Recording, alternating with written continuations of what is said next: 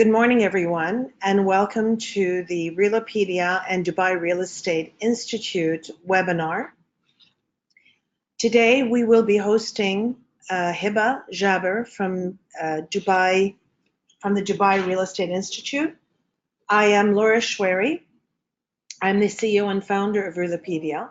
Today's webinar topics are DREI, Dubai Real Estate Institute, Investors Know Your Rights, and Realopedia, one of the modules on the networking hub and how you can connect and expand your business globally. So here's a little brief about myself. I will not take you through the details, but I've been in the UAE property market for 24 years and globally for 36, including the 24. So I come with a wealth of experience in real estate, and it's always a pleasure to be linked with Dubai Real Estate Institute and expand knowledge on best practices in real estate, working together to make sure that we continue to create a robust industry in Dubai. The presentation today by Dubai Real Estate Institute, Know Your Rights, has been prepared by Hiba Jaber. Hiba Jaber is a senior consultant at Dubai Real Estate Institute. Hiba has been a leading figure in the Dubai property market for over a decade. She led one of the most prominent real estate companies in Dubai from execution to exit, Landmark Properties. She's a KPMG walking little genius, and she has been very much part of the American Business Council and the growth of Dubai. Her bio is online, and we'll be more than happy to share it with you right after the webinar. So today's webinar will be presented, the first part, by Hiba. And if you just give me 1 minute, I am going to move this presentation over to her. Hiba, it's with you now.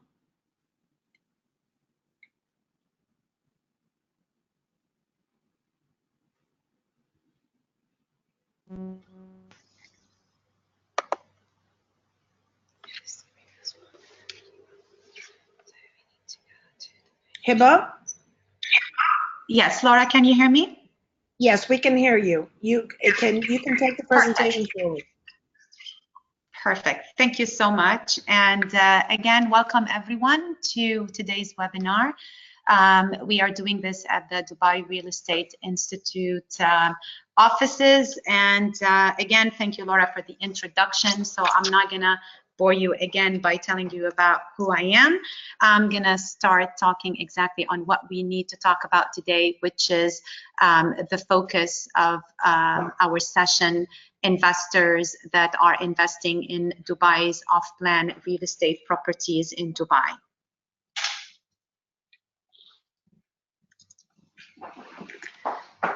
Just having a little glitch here.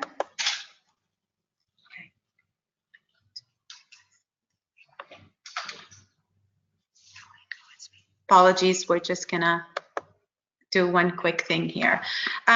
So what I want to really focus on, as I said, is investors knowing their rights when it comes to investing in purchasing off-plan. Law number 8 of 2007 came out and said that developers that intended to sell units off-plan in a real estate development project must open an escrow account for the project with an escrow agent. That escrow agent can be a bank or a financial institution. The escrow agent himself has to be accredited by the Dubai Land Department. The developer must deposit all the amounts paid by the buyers of the off-plan units in a project escrow account. These amounts deposited in the escrow accounts are allocated exclusively for the purpose of constructing the real estate development project. Project escrow accounts are audited and monitored on a regular basis by the Real Estate Escrow Account Division of RERA. The escrow account must be in the name of the project. What I mean here is, if the developer has more than one project, he will have to open up an escrow account for each and every project in the name of each and every project. He cannot have just one escrow account as a developer. 5% of the money that is deposited in the trust or the escrow account must remain in the account for 1 year after registering the units in the buyer's names, after which it can be paid to the developer. All disposals, what we mean here, sales, relating to the off-plan real estate units must be registered in the interim real estate register, what we call OQD, maintained by the Dubai Land Department. Such disposals would be considered null and void, as in not valid, if not registered in the interim real estate register. Upon the developer obtaining the certificate of completion for the project, the transfer of title must be registered in the real estate register at the DLD, as in we go from an interim register state, from an Uqud state to a title deed state. The fees for the registration of the off-plan sales of the real estate units in the interim real estate register are set out under resolution number 30 of 2013.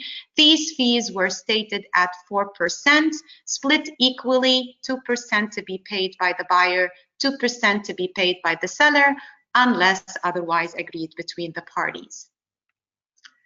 Now I have to basically alarm you or maybe highlight some of the questions that we would prefer or we advise investors to need to ask when buying a real estate off plan. Some of those questions should be, is the developer registered with RERA? That really should be the #1 question. Now, if you want to know as an investor if the developer is registered with RERA, you can actually check the Dubai Land Department website, dubailand.gov.ae. Second question, does the developer own the development land?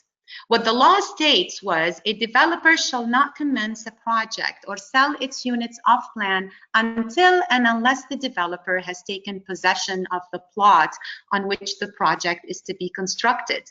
What does that mean? DLD provided explanation by saying that DLD requires the developer to take ownership of the plot on which the project will be built and to obtain one of the following: either an unconditional bank guarantee from a UAE bank for the amount of 20% of the project value, or the developer has to have completed construction of 20% of the project.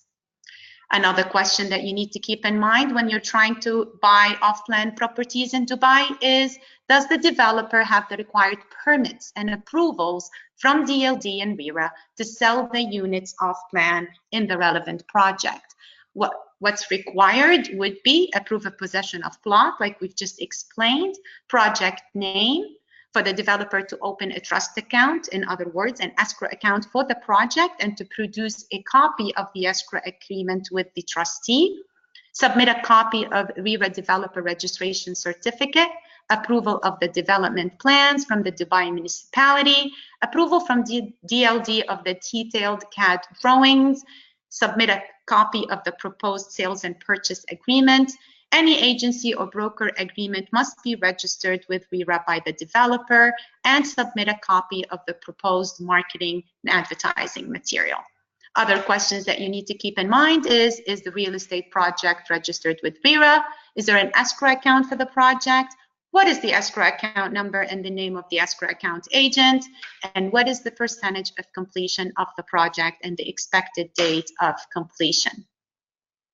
I'm going to also provide you with some answers to frequently asked questions that we usually get questions at here at Dubai Real Estate Institute. First one being, when can a developer withdraw funds from the escrow account?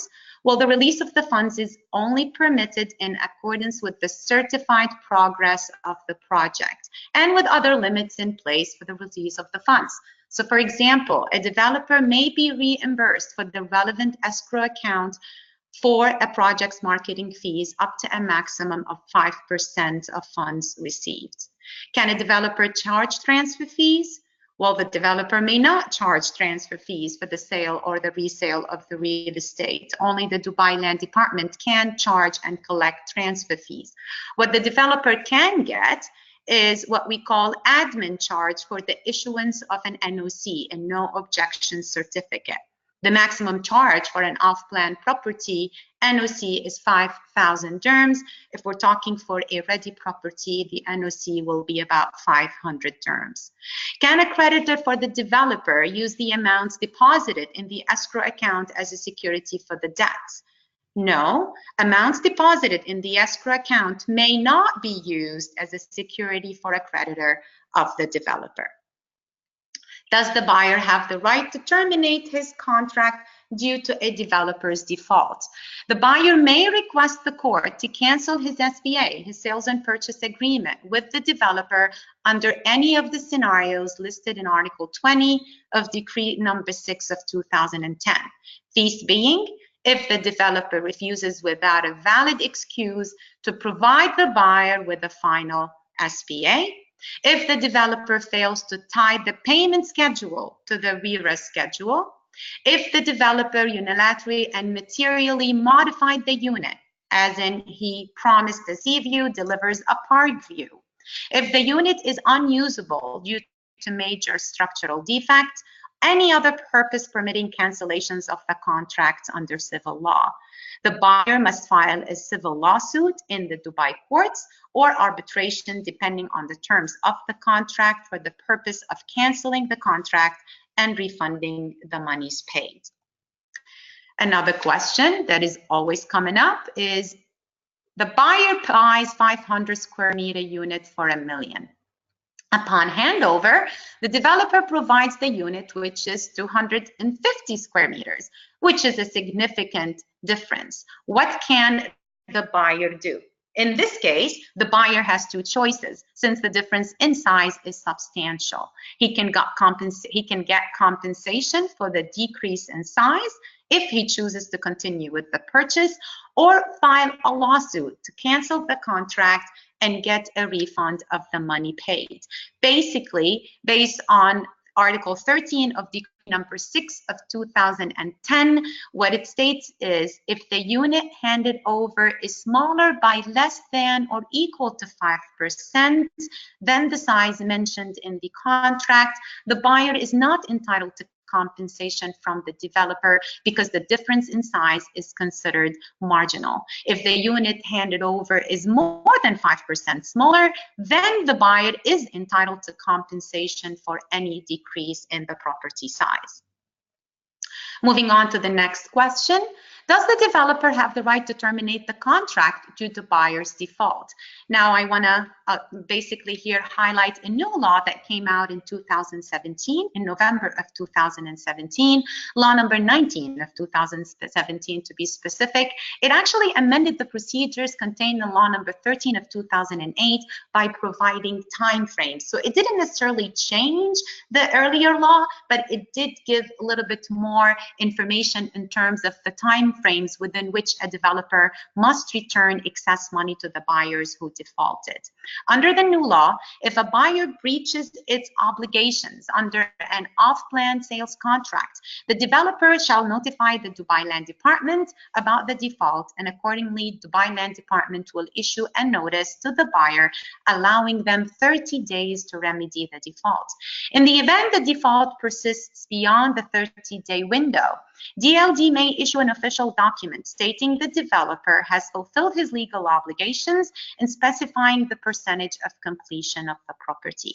After the developer receives the document from DLD, the developer may take any of the following actions without approaching the court or pursuing arbitration.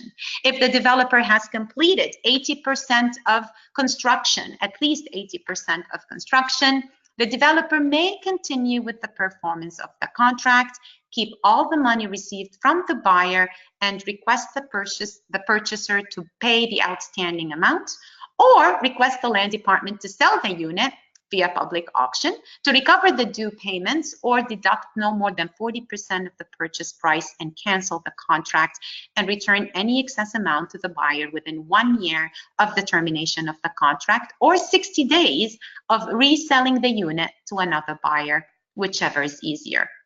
If the percentage of completion of the unit is between 60 and 80%, The developer may terminate the contract, deduct not more than 40% of the purchase price, and return any excess amount to the purchaser within 1 year of the date of termination of the contract, or within 60 days of the date of reselling the unit to another buyer, whichever is earlier.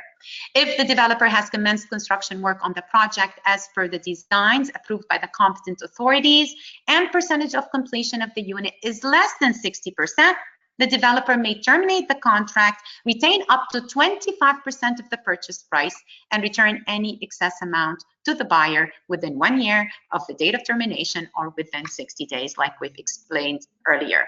If for reasons beyond the developer's control and without negligence on his part, the developer has not commenced constructions on the project, then the developer is entitled to deduct 30% of the monies paid by the buyer, cancel the contract, and must return any excess amount to the purchaser, again within the 60-day window. In terms of the canceled projects, this was addressed under law number 13 of 2008, which specifically said if a developer project is canceled by order of RERA, as in the project cannot deem his specific or his own project as canceled, RERA has to cancel it. Then the developer must refund the full amount paid by the by the buyer. Law number 21 of 2013 created what we call a committee to handle matters pertaining to canceled projects, not on hold projects, but what we call specifically canceled projects. All matters regarding liquidation of assets of canceled real estate projects will be decided by this specific committee, which consists of a panel of the Dubai court judges. The committee liquidates real estate projects canceled by RERA and settles any debts with respect to such canceled projects, of course, after deducting some liquidation expenses. The committee considers and decides any issues, demands, and claims that may arise between the developer and the buyer pertaining to those canceled projects. All claims in relation to the real estate project will only be considered by this committee and not by the courts in the Emirate of Dubai, including not by the DIFC courts.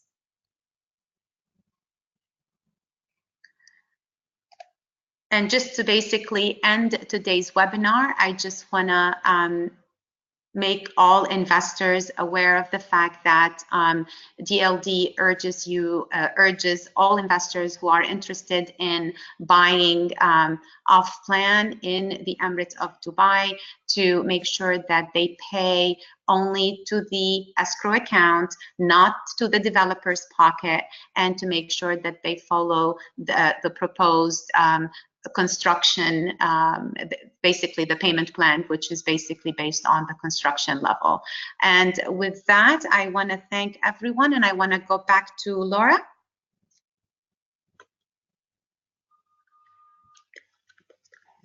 Eba, thank you very much for this wonderful presentation. We have 1 or 2 questions that I've told the audience we will address after the presentation.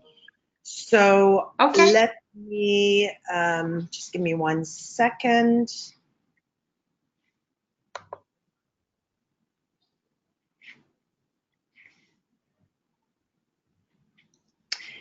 So I want to take you back to Realopedia, and I want to tell you another section on Realopedia that is called the Networking Hub. This Networking Hub is for agents, broker companies, and corporate affiliates. Corporate affiliates is anybody that supports the industry. So whether you are a finance house, whether you're an architect, whether you are a interior designer, a mortgage broker, etc., anybody that supports the industry is a corporate affiliate. So the Networking Hub has been created for the members for these 3 categories. If you remember last week, we spoke about the developers and how agents can represent developers on Realopedia.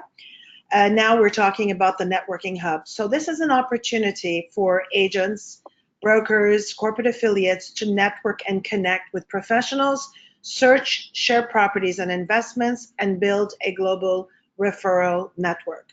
What does that mean? That means if a real estate agent is sitting in Dubai and wants to connect with a real estate agent in another part of the Emirate or another part of the world, if they are registered and hold a real estate license and they are on Realopedia as a member, They can post opportunities that they have to other members in the networking hub. They can share a specific listing that they have. They can send a referral to other agents in other markets, and they can connect and build their networks globally. If you're familiar with the United States, or if you're not familiar with the United States, they have a standard referral program that all real estate companies in the US work and have standardized referral forms anywhere from 25 to 35% based on the state that they're in, that they only pay to registered real estate agents. So they cannot pay referral fees under the law in the US to agents abroad if they're not registered brokers. So it's very important that you always understand that having a real estate license, working according to rules and regulations of the country where you have a jurisdiction are important to be able to be part of this networking hub, to be able to be part of receiving referrals from people in the US and from other parts in the world. And it's also an opportunity to connect and build your global networks. There are many networks out in the world. There are many networks on the net. However, Realopedia is a dedicated network to real estate, and everything about real estate is what Realopedia does. So it's a one-stop shop for the real estate ecosystem. So if you're a member on Realopedia, you can access your dashboard. This is what your dashboard would look like if you're registered. You would have to be an upgraded member to be able to enter this networking hub. You'll be redirected to the marketplace page, so you can click members. Once you click members, you can browse the connections, you can browse all of the members, and you can see the different members that are in different parts of the world. You can connect, you can view their profile, and you can send them a post. It will tell you which country they're from. So here you have David from the United Arab Emirates, you have Marcelo Jimenez from the United States, and so on and so forth. You can browse the members on your networking platform. You can see how many members that you have.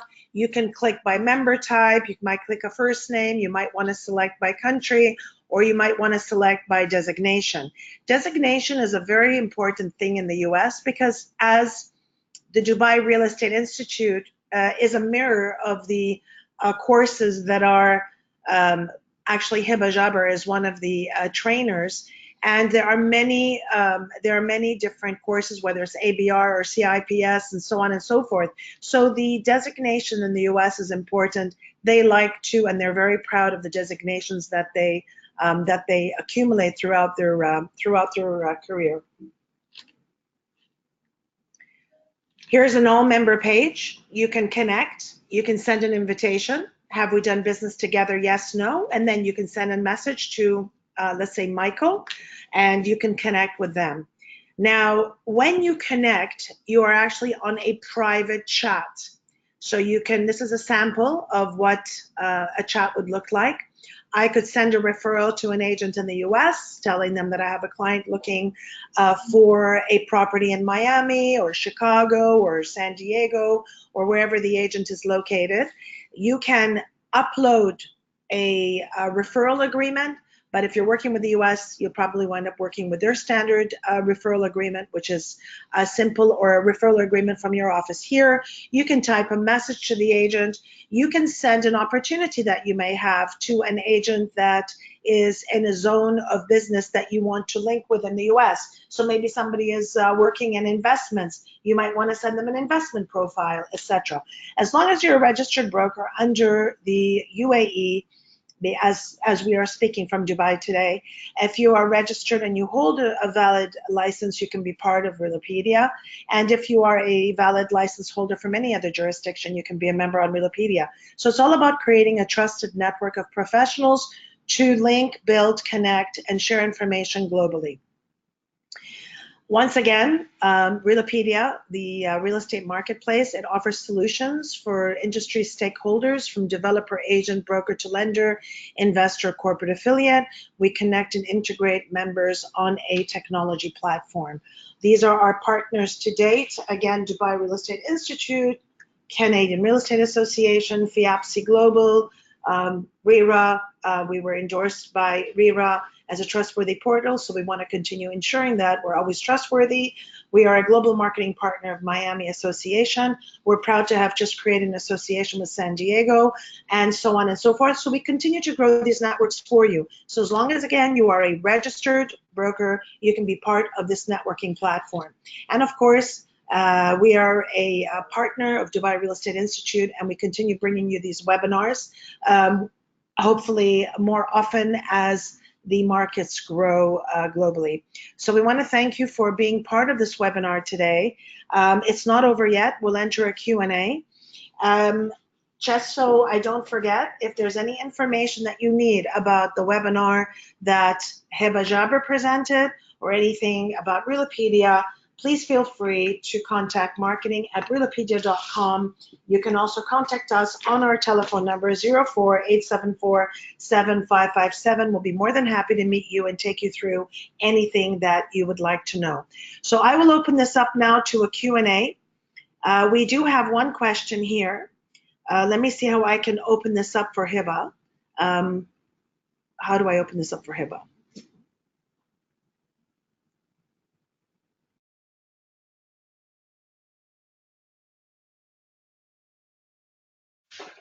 So Heba, I'm going to unmute you. Well, you're unmuted actually. One of the questions that we have is, how many buyers have filed a suit because the size was smaller and have succeeded in getting a refund or a full refund? I don't necessarily have the actual statistics. I mean, any type of specifications in terms of data, numbers, I would have to refer you back to the Dubai Land Department. They would be the best resource for you to get that type of data. Okay, thank you very much, Heba. I actually have a question for you that I would like to ask. And the question that I have is, when a project is launched in Dubai, and I'm asking this on behalf of quite a few people, when a project is launched in Dubai, the rules today are that you cannot launch a project unless the floor plans have been endorsed or approved by the Dubai Land Department, and there is a permit number that is given against each project, and every unit numbers plans. That is correct, right? Yes, my understanding is this is correct. Okay, so when you say Article 13 of Decree 6 of 2010, where a buyer buys 500 square meter unit for 1 million, but upon handover, the developer provides a unit which is 250 square meters, what can a buyer do?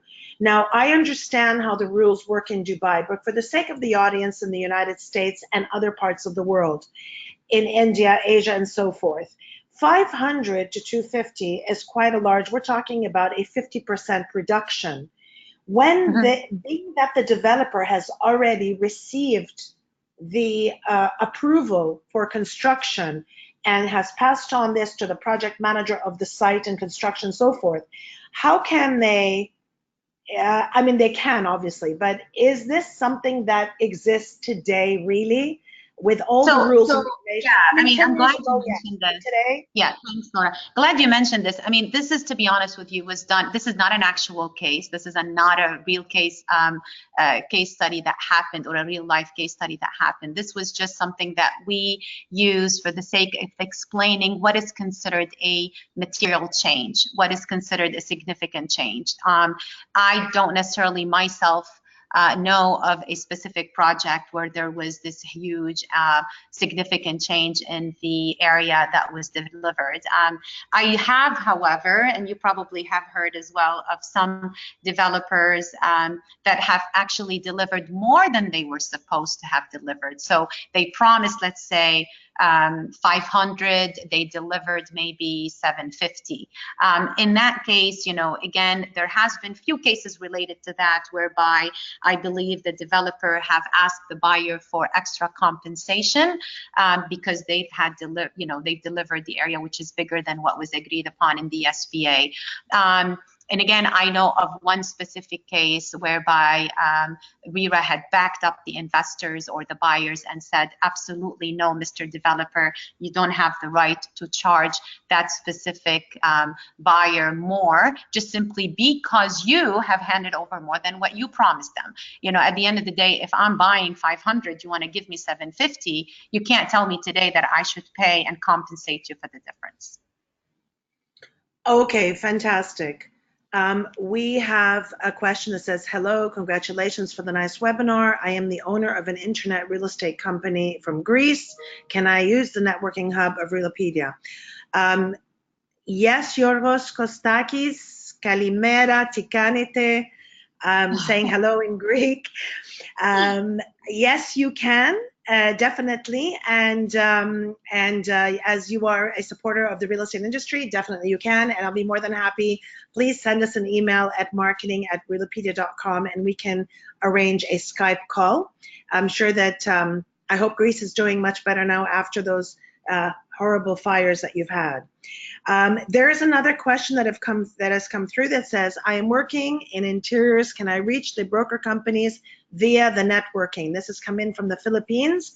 Yes, absolutely you can. As long as you're a registered company in the Philippines, your license is uploaded, you're valid, you have been vetted by the Realopedia team, yes, you can definitely reach the broker companies via networking.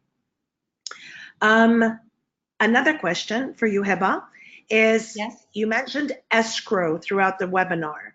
One of the questions that has come in from the Middle East, from Egypt actually, is asking, what is the current status of escrow, and how secure is the escrow account in Dubai?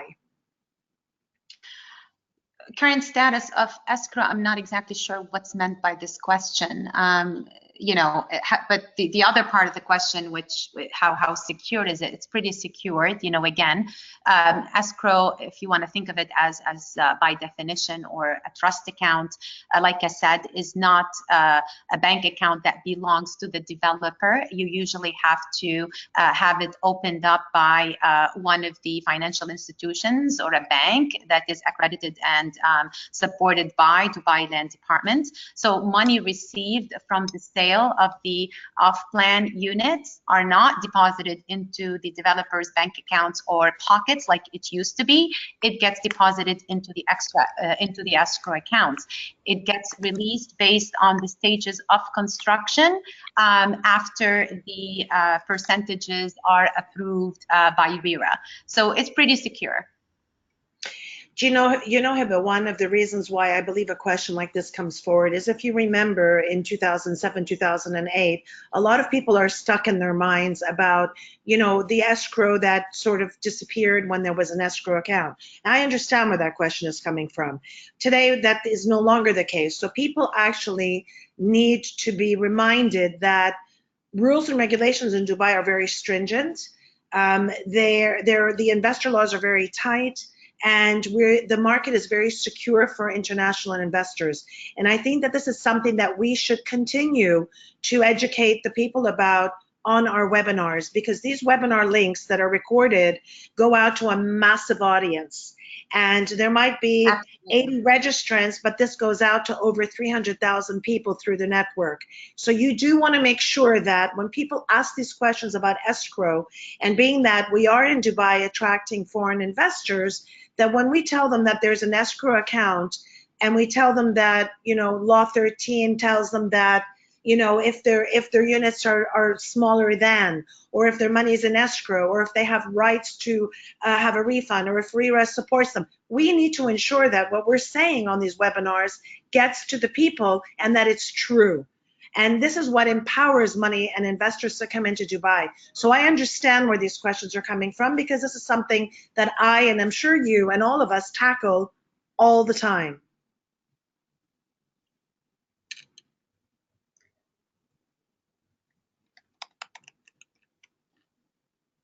Are you with me still, Laura?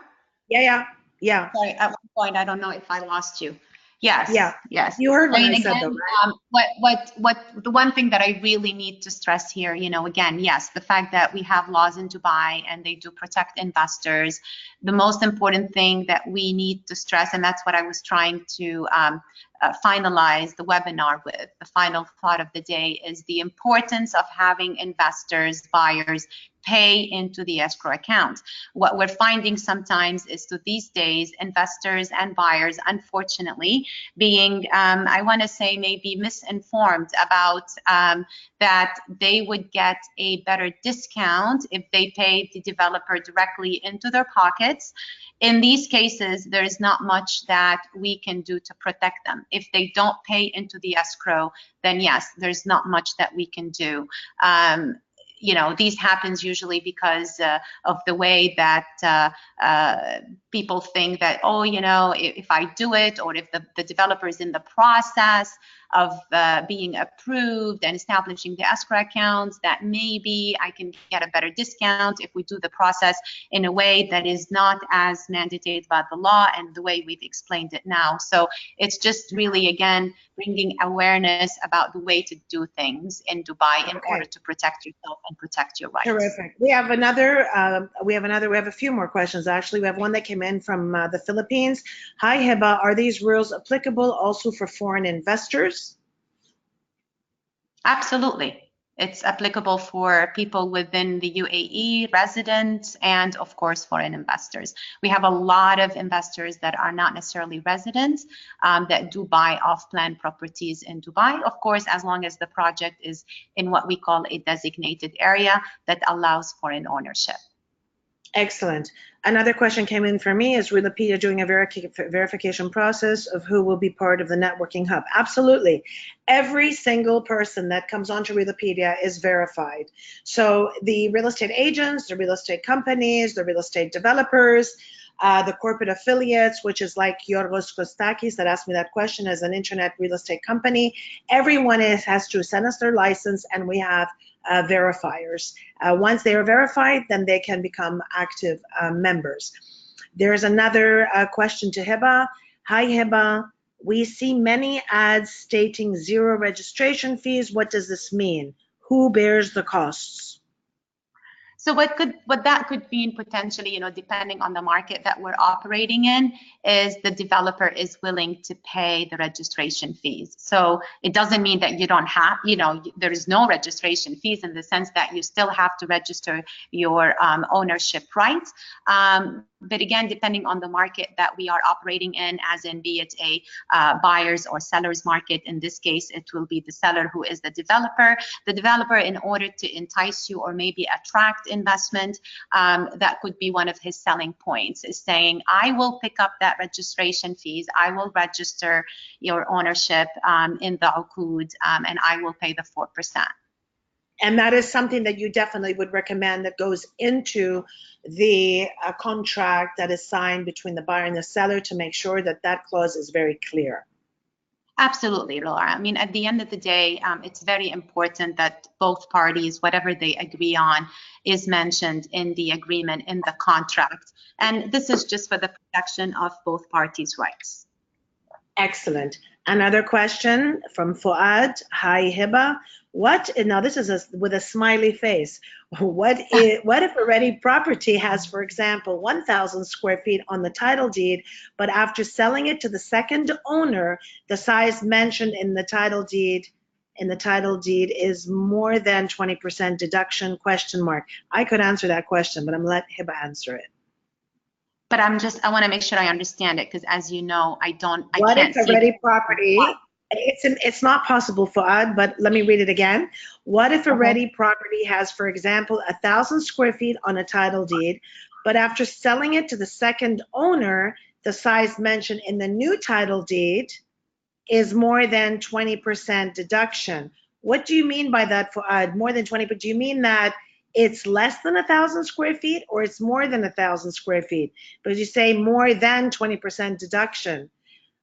I don't think that if you're sitting in a registry office or in the land department doing a transfer, and it's 1,000 square feet, and then you get a title deed that says, 900, let's say 800 or 1,200, I think it would be the mistake of the person that's entering the data.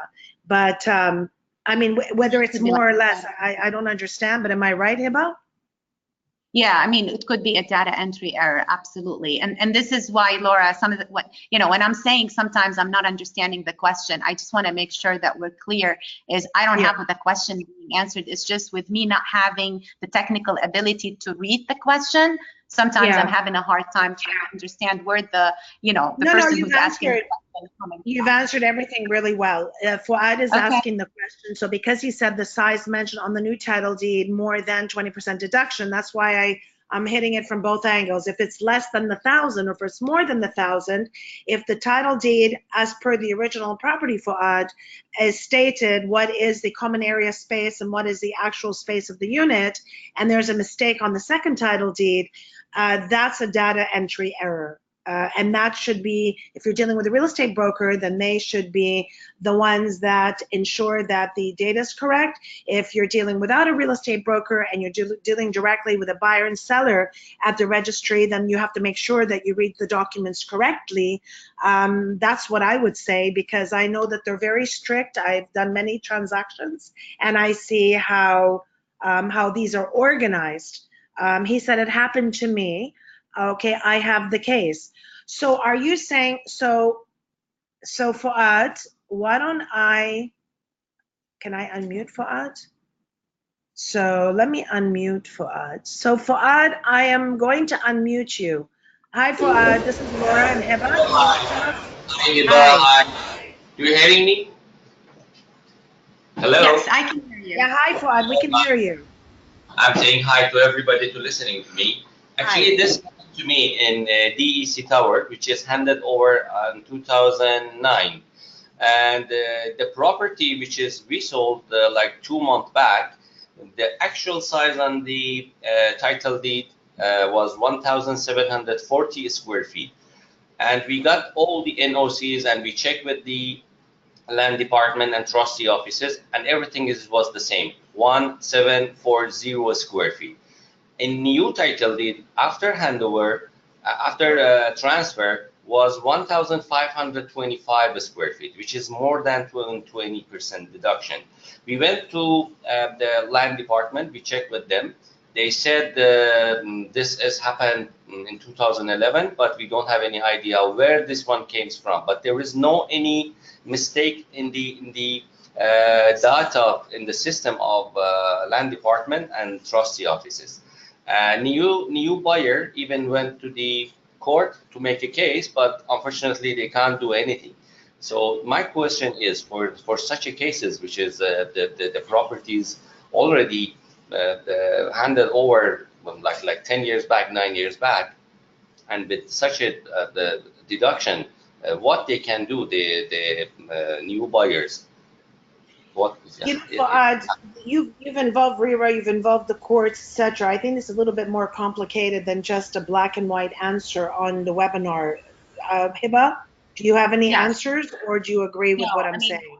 I agree with you 100%. I mean, obviously, he went to DLD, he went to the courts. I'm not exactly sure, especially both you and I, you know, we don't have all the details in front of us, so I'm not Yeah. exactly sure what to say about that. I would love to understand the full file for but that's not something that we can do on the webinar, but I do appreciate the question. I do know now that the rules and regulations are very stringent. So as of the new rules that took place, as Hiba said, it's the if my memory is correct, Article 13 of Decree 6 of 2010.